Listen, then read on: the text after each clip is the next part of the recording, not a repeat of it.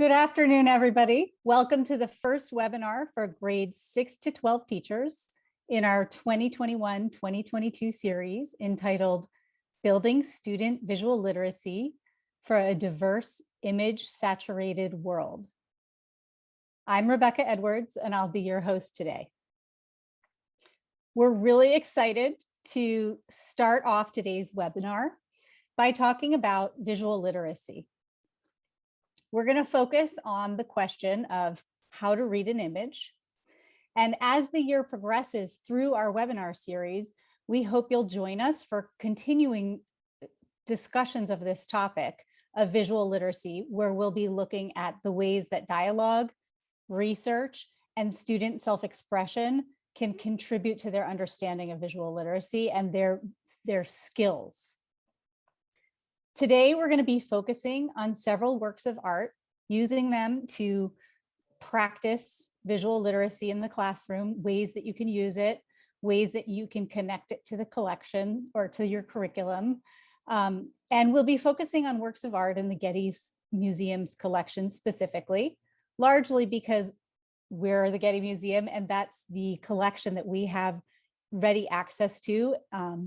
And which we know because of our work there very well.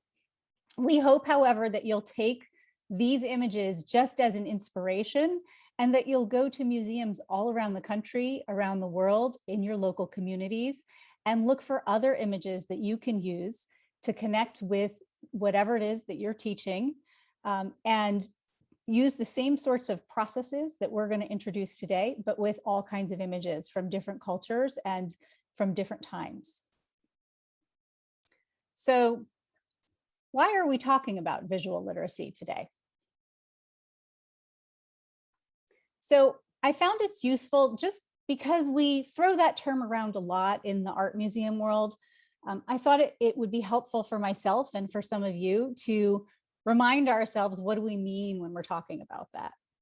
So I pulled several different definitions of what visual literacy means to help you kind of get started thinking about it.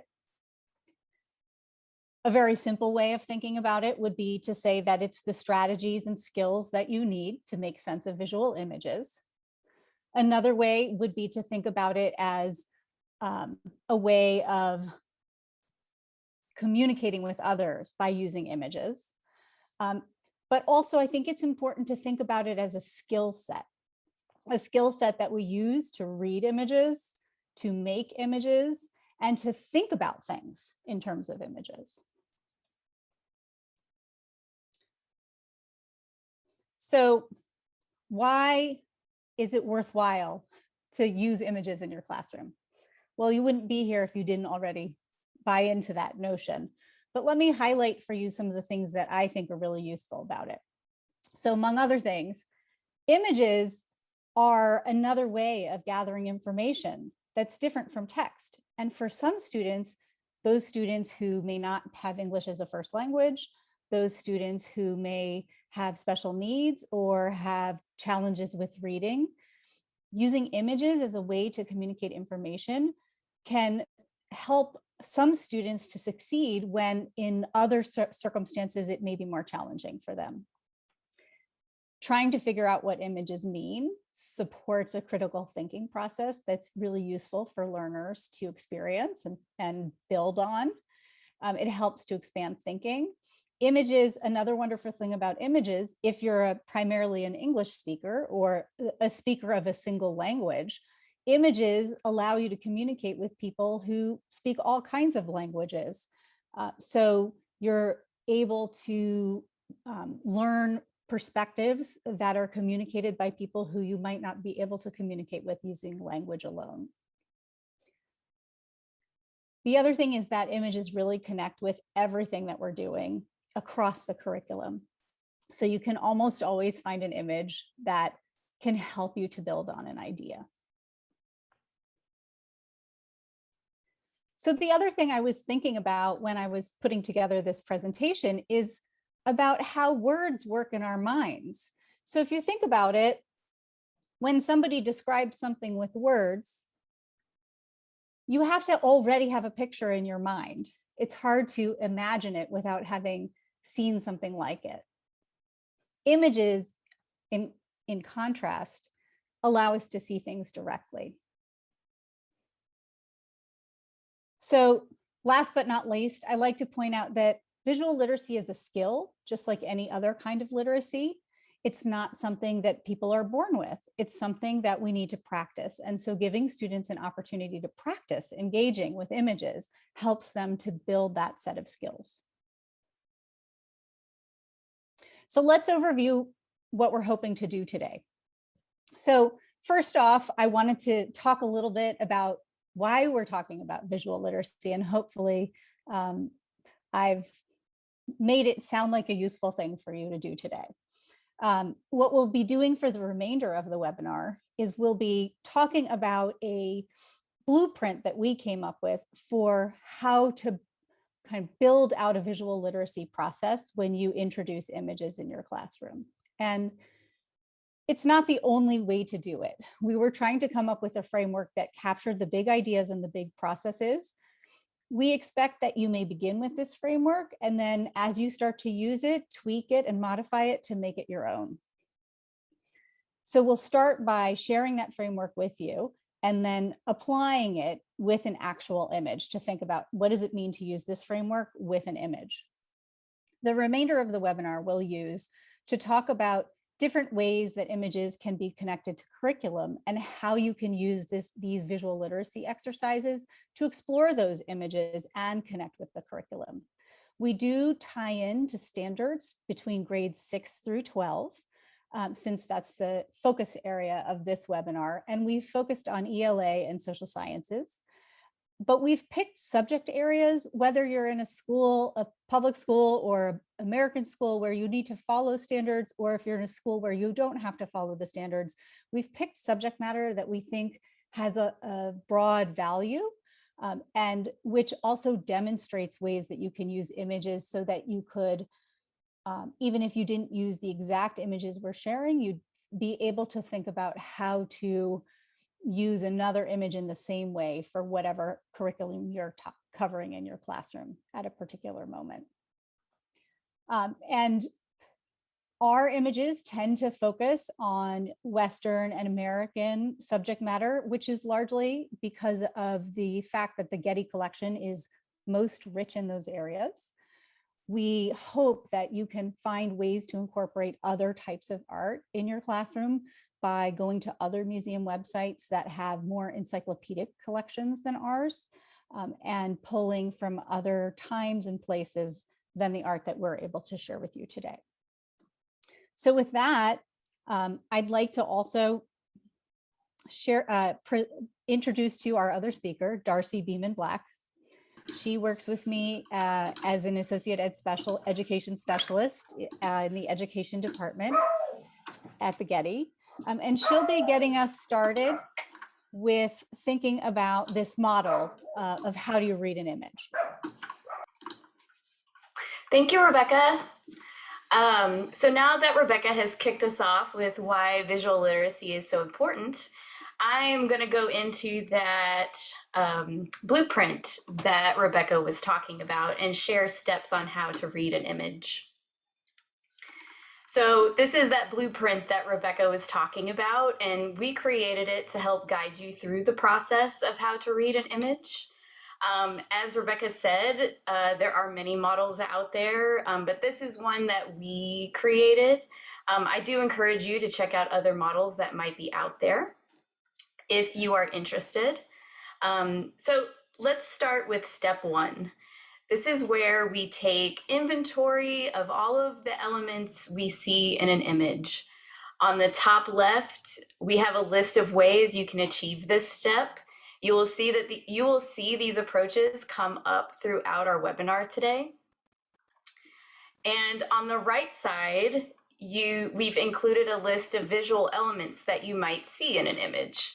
So this is not an exhaustive list, but it can get you started. Figures can include things like creatures, animals, or people.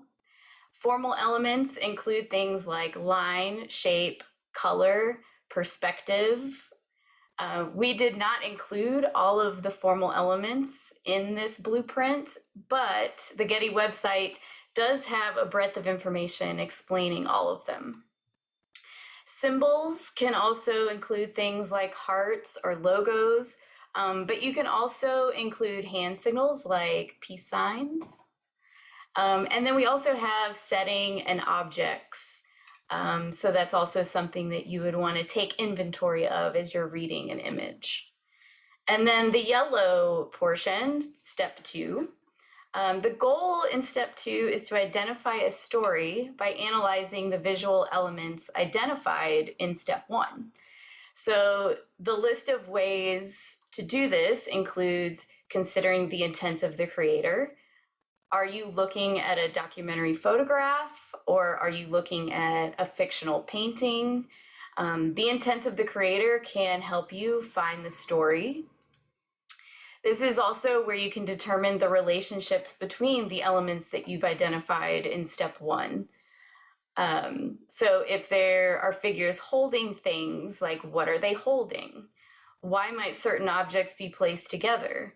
For example, if you see a person in a field holding a shovel, you can maybe guess that they're either about to start digging or maybe they were digging. And you can make assumptions about the relationships between the objects and figures that you've identified.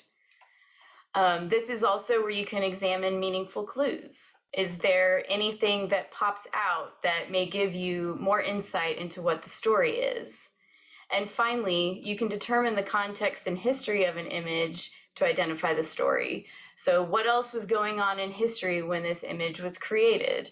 And how does that history contribute to the context of what you are looking at? So all of those things can help you identify a story in an image. And then for the final step, step 3, the red area, you can also connect. It's time to draw conclusions about that message now. So this is where you can combine all of your findings. You can share and listen to others' interpretations. You can listen to how other people interpreted the image, and that can open up different perspectives and open up new narratives, and also uncover new ideas. You can also connect the story of the image to your own experience, or compare that understanding with other materials. So is there text with similar theme? Is there another object you can find that has a similar theme? And you can bring all of those things together to, again, draw more conclusions and gain a wider understanding of the message of the image. So I am going to now demonstrate how this is done. We're going to look at this ladle from the Getty's Antiquities collection, and we're going to start by giving this a 30-second look, which was one of the first steps, or one of the first options in step 1 of how to do this. But while you are looking at the image, I am going to start verbally describing what I see. So I see 2 figures. One looks like a person. One looks more like a creature with wings. They are both facing the right and have wide stances between each foot as if they are running. I would also like to point out the title includes Perseus chasing Gorgons, so that gives me also something to maybe take note of. Next, I'm going to zoom in to the person, and I see a helmet with wings on it, a sword in the right hand, a sheath in the left hand. There also looks to be wings on the heels of the shoes. The figure has muscles and this long pointy beard. I'd also like to zoom into the winged creature. So this creature has wings with sort of an animal-like face with a bright red mouth and wide circle eyes. The creature also has what looks like maybe a furry head on a really tall forehead. The figure is also wearing an outfit very similar to the person. So at this point, we've had about 30 seconds to look. We've also zoomed in and out, and I've given a quick verbal expression or verbal description. So I'm going to zoom back out, and we can revisit our inventory list and maybe find more that we missed. So we see two figures that we've identified and what they are wearing and holding. We really don't see a setting. There's not really any clues to where these two characters might be. I don't see any symbols or logos, but perhaps there is some significance to some of the other elements. And if we were to look at the formal elements like color, we see some red used in certain parts, like the mouth of the creature. If I look at lines and patterns, I notice that there's these lines and dots that are intertwined around the figures, almost like octopus limbs or maybe snakes. So next, we've taken our inventory. So next we're gonna look at meaningful clues and determine relationships between the elements to identify a story. So the person is holding a sword and wearing a helmet and protective clothing. So he seems like he's ready for battle. The helmet and shoes have wings. This seems to be a meaningful clue. If I remember the title of the image, it was called Perseus Chasing Gorgons. The position of the two figures with wide stances show that maybe they are running in the same direction. So we most likely are seeing a hero named Perseus on the left chasing a Gorgon on the right. And then the pattern lines that I noticed during inventory seem to intertwine both figures, but perhaps the snakes are flying from the Gorgon's head. So now that I've determined a story, I could share this interpretation with others and listen as my peers share their interpretations as well. Maybe I missed something or the message is different for someone else. I could also compare this to other hero stories to draw more conclusions about this image. So we've now read this image. And so now that we've gone through this process, I am going to go into how this process can be applied to your curriculum with your students. Rebecca mentioned this earlier, but I just want to re-communicate that we did map our curriculum connections back to the California Common Core state standards for English language arts, as well as history, social science framework for California public schools. But again, we hope that you'll be able to connect with any curriculum that you're working with your students. And also, you might find we are connecting objects to both curricula during this process, but feel free to take bits and pieces. You might find it more helpful for your students to do some parts of the process over others for the best learning experience. So the process I just shared could be connected to the 6th grade ELA curriculum by integrating information present in different media formats to understand a topic or issue. For example, your students could write a list to take inventory, write a story after analyzing the visual elements, and then read text of the story of Perseus and Medusa to compare this image with other texts to gain a deeper understanding of the message behind this image.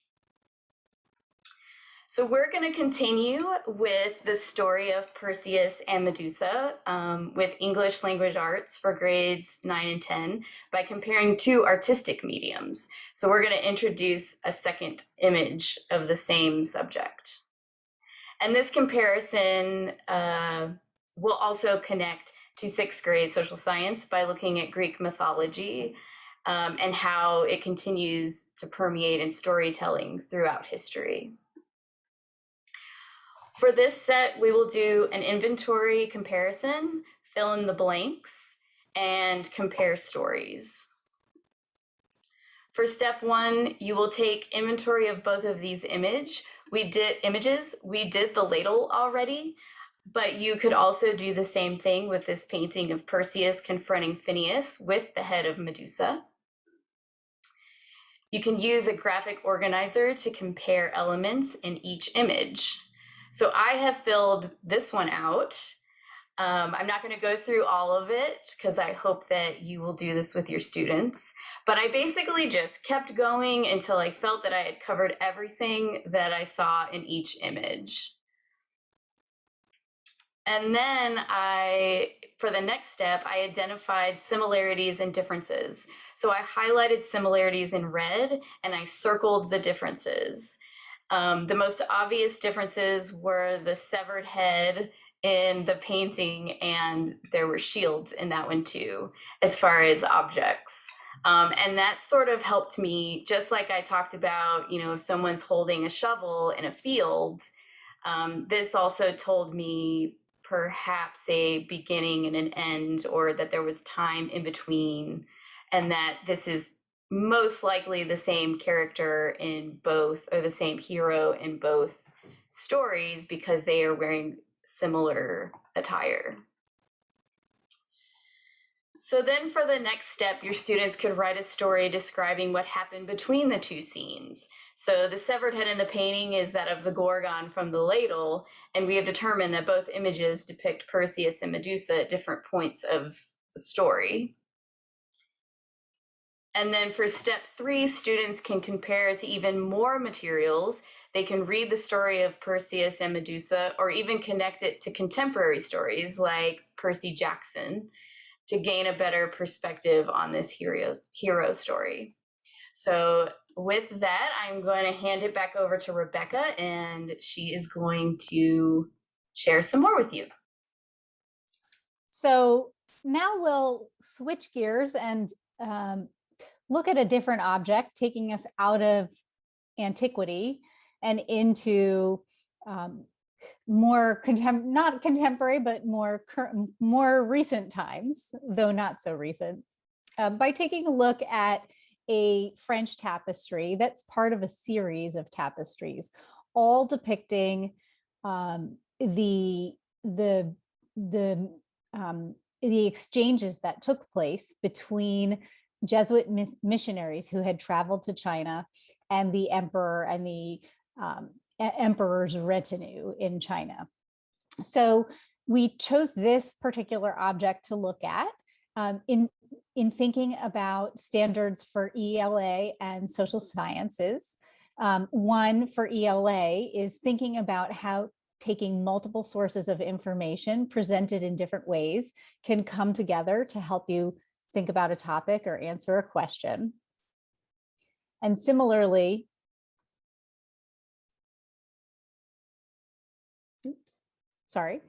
similarly, for social sciences, we thought about the notion of cultural exchange at that time between Europe and Asia in the 15th and 16th centuries. And technically, this is in the very end of the 16th century and early 17th century. But we think that it's a good example that shows how travel around the globe and exchange of information contributed to different countries and cultures' knowledge of each other. So for this activity, we'll be starting our initial visual analysis with an inventory of details. We'll then be thinking about the historical context and synthesizing by imagining what we can learn from the information that we've gleaned after looking at this. So to get us started, one way to figure out what's going on, especially in an image like this that really has a lot going on, is to start by taking inventory. You can use a graphic organizer similar to the one Darcy just shared, and you can pick what categories of things you'd like your students to look at. So for example, they might look at people and look at what kind of clothing they're wearing, look at their facial expressions, look at their gestures and their actions. This one's particularly interesting, and your students may begin to notice these things, is that not everything is entirely accurate. These tapestries were made by the French using manuscripts and travelogues that had been written by missionaries who had traveled to China. So thinking back to that idea of it's very hard to visualize just words if you've never seen an image, that's in fact what the makers of this tapestry were having to do.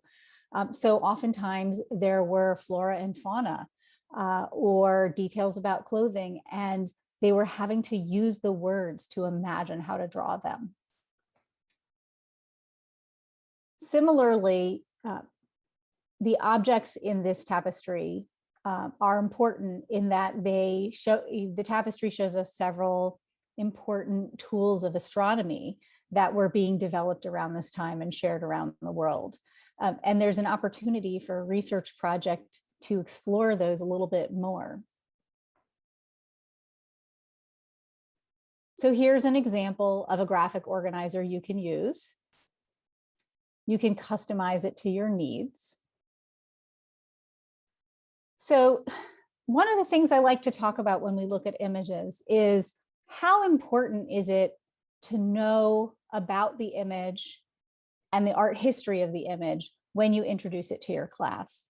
And we often find that the answer varies depending on your purpose and what you're intending to do with the image. A lot can be enjoyed about an image simply by looking at it and experiencing the aesthetics of it. In other cases, like in this one, where we're going to try to think about the social science curriculum and looking at kind of historical exchange of ideas, it's helpful to have a little bit of information about the work of art. So in this case, some basic reading and research will tell you that the two main characters in this scene are people who were real. One is a Jesuit missionary, Father Charles von Vell, and one is the emperor at the time, Emperor Shunji. And they had formed a close relationship. Father Charles von Vell was well known for his astronomy skills, and he also became an advisor to the emperor. And they built a relationship by sharing ideas. And so this tapestry actually depicts that exchange where they're talking about what they've learned about astronomy. Similarly, you can see different tools here, like a globe, a telescope. You can see the man to the side looking up to the skies, an armillary sphere, which is a wonderful thing to do a little research about with your class. And you'll notice these details, like at the base of the armillary sphere, there's a dragon. You can see the wings and tail of a dragon. So while these are astronomy tools that had been used in a variety of countries, these were customized based on the symbols of the Chinese emperor. So once you've had a chance to find some of the details in the image that connect with the history of the time, then you can go ahead and think about it more deeply and try to answer deeper questions about it. So I thought about it in terms of the question, the big question, which is, what does this tapestry tell you about the type of exchanges between regions at the time? And to help us compare between different media and to think about this in a broader context, I pulled a quote from Father Ferdinand Verbiest, who was a junior to Father Charles von Vell. And this quote, I think, is a great point for students to think about. It was, "Our holy religion, under the starry cloak of astronomy, is easily introduced among princes and governors of the provinces." So this provides a lens to think about, why would the Jesuit missionaries have been in China, and why would they have been talking about astronomy? So that's one example of how you could integrate this work of art into your teaching. Certainly there are many more. So let's look at another example. So for this, we looked into our photographs collection, and particularly photographs by Louis Hine. The curricula that we were looking at for this to connect with had to do with the social science curriculum around child labor and labor movements following the Industrial Revolution. And also an opportunity to compare text with image. So we'll show you a different approach to doing a visual analysis using grids. Then we'll talk about how to tell the story and articulate your opinion to synthesize your knowledge with this one. So for this one to do a visual inventory, because there's some details that are very important, but which might not be initially noticed, a grid is a really helpful strategy. So here's that image with a grid. And then a corresponding grid on a piece of paper in which we inventory the details in each square on the grid, but traveling through the grid, which helps us, for example, in that lower left corner, where you might overlook that there's just some dark splotch on the sidewalk, and would cause you to notice more closely what exactly is that dark splotch.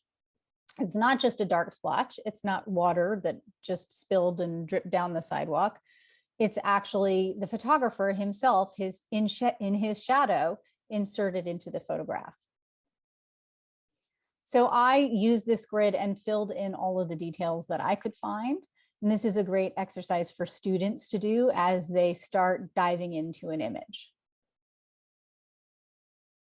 So then to analyze the image, we can start asking questions like who's pictured, what's happening, and what does this tell us about the time the photograph was taken? So here's another one where you can certainly appreciate a lot of details, such as the size of the newspaper that the newsboy is holding, which calls attention to the fact that he's so small and doing this job that involves a kind of big adult physicality. It also is notable in that we don't normally see children out working on the streets anymore. So it's a segue into exploring what it meant to have child labor at the time. It's also interesting to think about why would the photographer have put himself into the image? That's a great discussion to have with students. If you I'll share with you shortly a quote from this photographer. If you delve into his point of view, you'll find that he was very sympathetic to the children who were working and felt that child labor was not appropriate. So his putting himself close to his subject in some ways symbolizes his empathy for the child who's there working. Here's the quote that I was talking about. It's actually not a quote, it's another title for another print of the same negative of this work of art that happens to be at the Library of Congress. But it's almost like a quote, even though it's noted as a title, in that it tells us about the newsboy, the subject. And it highlights that he starts working early in the day. So then taking it to the synthesize step, thinking about what did the photographer want to tell us, thinking about what is this and how does it compare to what we know today? I'm not sure that many students are even familiar with what a newsboy might be these days. So thinking about how we get our newspapers today as opposed to back then. I'm not even sure if today's students would all have seen those things on the side of the road that you put a quarter in, or now 4 quarters in to grab a newspaper. And then pulling it more broadly out into the social science curriculum, talking about child labor and contextualizing it about why it came about on the heels of the Industrial Revolution. Here's one more quote from Lewis Hine in 1908. There is work that profits children, and there's work that brings profit only to employers. The object of employing children is not to train them, but to get high profits from their work. So this also speaks to why Lewis Hine would have had a problem with child labor, and he was really important in his writings and his images in advocating for policy changes as part of the labor movement. And I'll also mention that the Getty has a lot of holdings of photographs by Lewis Hines. So we have several, that was one example. We have several more images you can find on our website that show other types of child labor. So moving on to another image. This is an image some of you may have seen before by photographer Dorothea Lange. And we pulled out this image to connect with the social science curriculum in grade 11, looking at America's role in World War II, and particularly focusing on the constitutional issues and events that happened on the home front, including Japanese American and internment. So why is this an image of internment? We'll get to that. Similarly, for ELA, this is an opportunity to do a writing assignment with explanatory texts. So this is a very journalistic image to us. So the activity that we're sharing for this image is a journalistic type activity. So you can start by, for the visual analysis part of the exercise, to take the perspective of a journalist arriving in this place, looking closely at the image and thinking about the who, what, where, and when of the photograph, and discuss that. And students can also write sentences to get themselves started thinking about what a journalist would say about this image. Then, after you've covered the who, what, where, when, move on to the why. So what was the photographer trying to show us here? And you might look at the diversity of faces in the crowd. You might look at where their eyes are trained. You might look at their body poses and the variety of poses. Some of the faces look very serious and emotional. Others look like they might crack up, are very, are on the verge of laughing. So thinking about what was going on in the minds of the subjects. And then to bring it all together and to add a writing component, have students write a headline that summarizes the story that they think this photograph is telling us. As you go further into looking at this image, it's useful to connect it to what was going on at the time. So this image was made in 1942. So certainly students can think about when they are looking at it, and I usually wouldn't reveal that right off the bat. I would bring it up a little bit later after a visual analysis has been completed to think about it even more in terms of what was going on in 1942. We know from the title of the work of art that it was taken in San Francisco as well, and to ask what's going on right around the time of this image. Going to jump ahead and share another thing that you could do is pull up a announcement of the that came out that started Japanese internment, and that provided instructions for all the people of Japanese ancestry living in the US at the time to travel to internment camps. Oops, sorry, I'd like to go back. And so you can also talk about what we know about this image, which is that the girl who's standing in front, who was of Japanese ancestry, soon after this image was taken, ended up in Manzanar. So she was interned soon after she was in this school. So at that point, you could go ahead and write more headlines thinking about what else was going on at the time to provide more historical context. If you want to take it to the next level, you could even write a headline for what came before and what came after this image. Okay, so I'm going to go ahead and invite Darcy back to lead us through looking at a couple more images. All right, so hello again. So I have two more images to conclude our webinar today. So first, we are going to look at this painting to write narratives and develop imagery or develop imaginary places to connect to the ELA 9th and 10th grade curriculum, and describe the emergence of Romanticism in art and literature to connect to the 10th grade social studies curriculum. So we're going to achieve these connections by drawing to see, mapping our journey, and drawing and describing from memory. So for step one, we will use drawing to take inventory. So instead of writing or verbally describing or listing, we're actually going to draw by choosing a place in the painting to start. So I actually started at this dome, and then I sort of worked my way around, and I chose shapes, and I also tried to kind of identify different buildings. And then I noticed that there was this little line of trees here.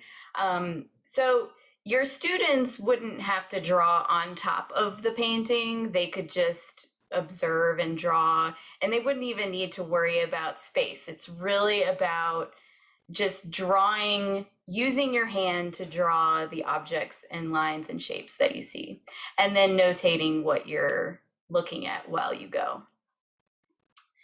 And then for the next step, what you would do to sort of analyze and come up with a story or determine a story would be you could map out your journey with a start and an end point through this city. So what I did is I used the star as a starting point, and then I sort of mapped out where I wanted to go.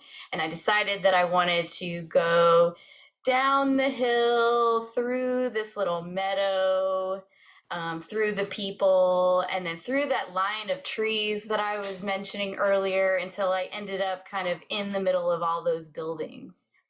And so what you could do is you could sort of narrate to each other, or you could write down what your journey was through the city. And this exercise will actually also help to determine how the artist maybe wanted viewers to experience the painting. So then, to draw even more conclusions, you could recall a landscape to draw or write from your own memory. So William Turner painted this landscape of Rome from memory. It's not a realistic or geographically correct depiction of the city. So if you were to compare it to the skyline of Rome, you would notice that there's really, these buildings are not in the right place. So you could then debrief this activity with questions like, what happens when you write or draw something from memory instead of observation? And then if you wanted to connect to Romanticism, you could discuss the significance of imagination in Romanticism. All right, so for our last work of art, we will look at this documentary photograph by Bruce Davidson of the March from Selma to Montgomery, Alabama in 1965 by voting rights activists to write an explanatory text examining and conveying complex ideas. And then this activity also connects to 12th grade social science by looking at the means that citizens participate in the political process. So we'll start the assignment by writing a description, and then deciding the story, and then finally writing a full essay. So for step one, students will start writing a description starting in the foreground of the photograph, and then work backwards. So Bruce Davidson liked to take photographs up close and personal to the subjects he was capturing in action. So we can work from the front to the back to see the scene, much like Bruce would have done while he was documenting this moment in history. Students would start describing the individual in the foreground. He has a painted white face with the word vote scribed out on his forehead. His mouth is open as if chanting, and he is wearing a striped button-up shirt with overalls. There is a man behind him looking at the camera with a serious expression, holding the American flag. So students would continue this process, moving down the row of people. After writing the description, you could break students into small groups to generate a list of questions or comments that they have, and then invite them to discuss those with each other. Then, as the group, they could decide what the story is, who this person is, what their message is, and then support that claim with clues that they have found in this photograph. So I've also included a quote by Bruce Davidson to give you more information about this photograph. Bruce has been a member of Magnum Photos Agency since 1958. Magnum photographers followed the American Civil Rights Movement from the early days, and Bruce actually marched with activists walking from Selma to Montgomery to document this time. In this quote here, he shares that he did not buy a telephoto lens that would allow him to zoom in from far away because he really wanted to be almost in the picture. And I think that his choices definitely translate to me as a viewer because I feel like I'm really close into the action.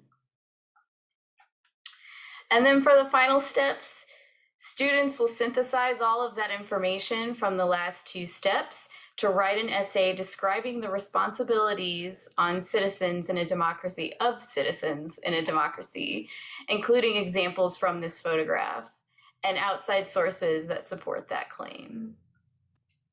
All right, so that concludes our curriculum connections. And so I think now we have a little bit of time left for Q&A. So I'm going to invite Rebecca back.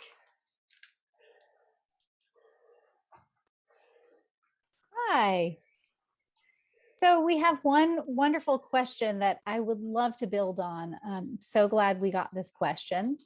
I'll read it aloud. It is, the question is it always possible to find out what the author or artist wants to say when we analyze images?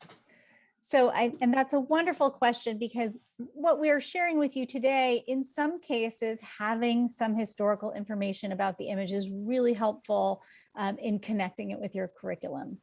In other cases, it's less important to have that historical information.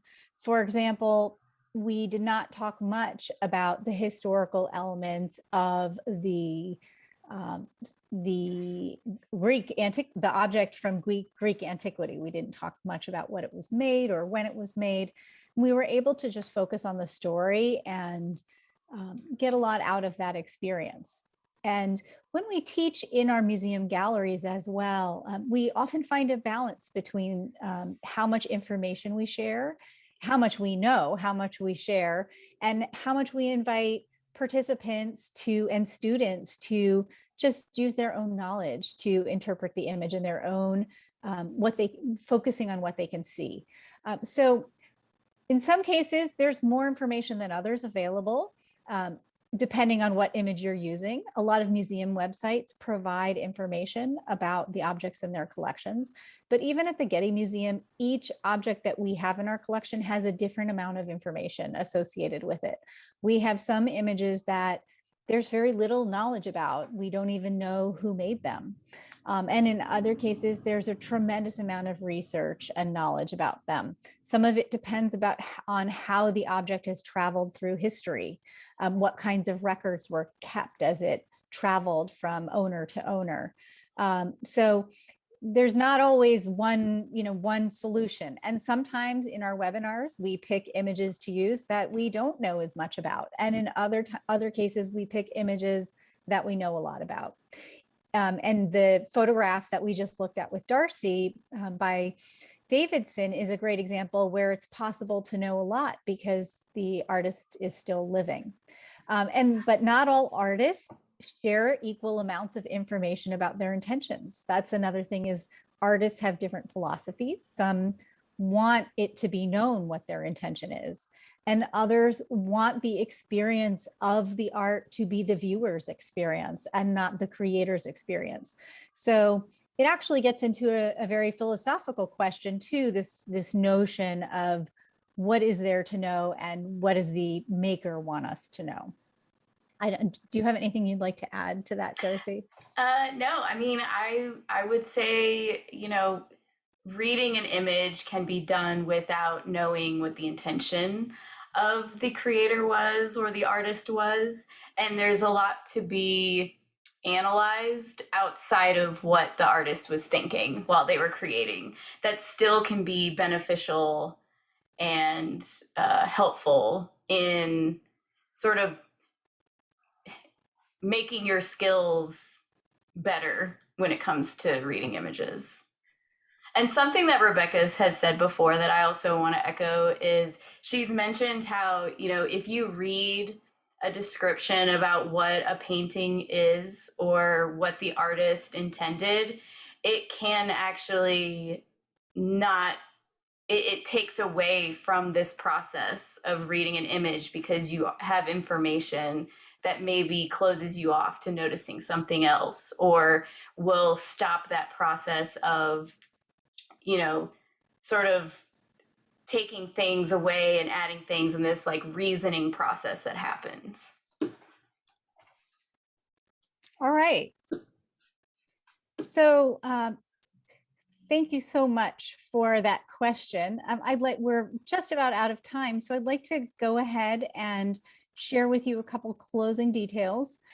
We'd like to thank everyone for joining us today. We hope you found this webinar useful and that you'll join us again for the next webinar in this series.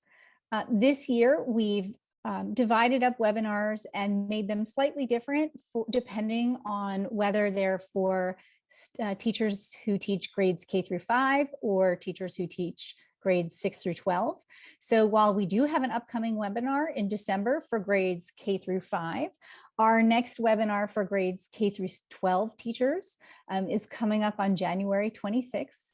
We'll be delving deeper into the notion of dialogue when you're looking at images and thinking about how you can support diversity awareness during your interpretation of images and your discussions about them. Thank you all so much for attending. We hope to see you again at a future Getty webinar, and we wish you a wonderful evening.